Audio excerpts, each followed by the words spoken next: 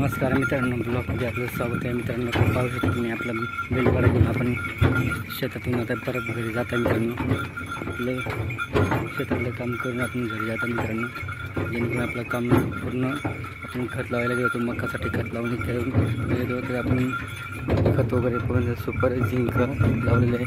ती युरियाची बॅग मी पाहू शकतो, तुम्ही कमी झालेली बॅग आहे. असं बॅग आहे मित्रांनो. तर 2-3 बॅग आहेत मित्रांनो. असे 3 बॅग आपण लावून घेतले आणि आता आपण बैलगाडा घेऊन घरी जाता. मित्रांनो, आणखी दुसऱ्या शेतामध्ये आपल्याला खत युरिया खत लावायचं आपल्याला.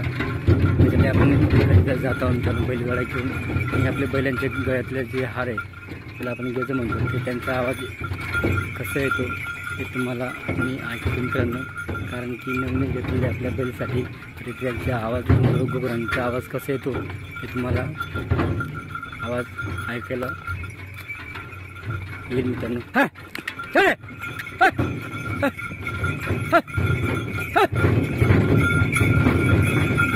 मित्रांनो, आवाज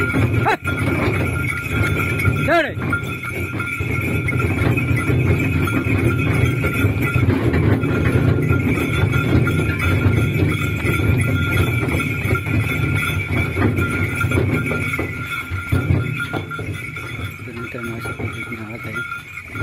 तर आपण बैलांचे घातलेले घुंगरू त्याला गेजं म्हणतो आपण. तर अशा पद्धतीने त्यांच्या गळ्यातला हार आपण नवीन घेतलेला होता. त्याच्यामुळं खूप छान आवाज येतो मित्रांनो. तर आपण रोज सगळेचे गळ्यातले चैन आणि घुंगरू वगैरे घेऊन सगळे आपल्याला 5,000-600 रुपयामध्ये पडलेले मित्रांनो. तर आपल्या बैलपोळानिमित्तानं आपण ते केलेलं होतं मित्रांनो. तर आपण घेतलेले आहे ते बैलपोळानिमित्तानं त्याच्यानंतर आता कायमचं साथ झालं मित्रांनो.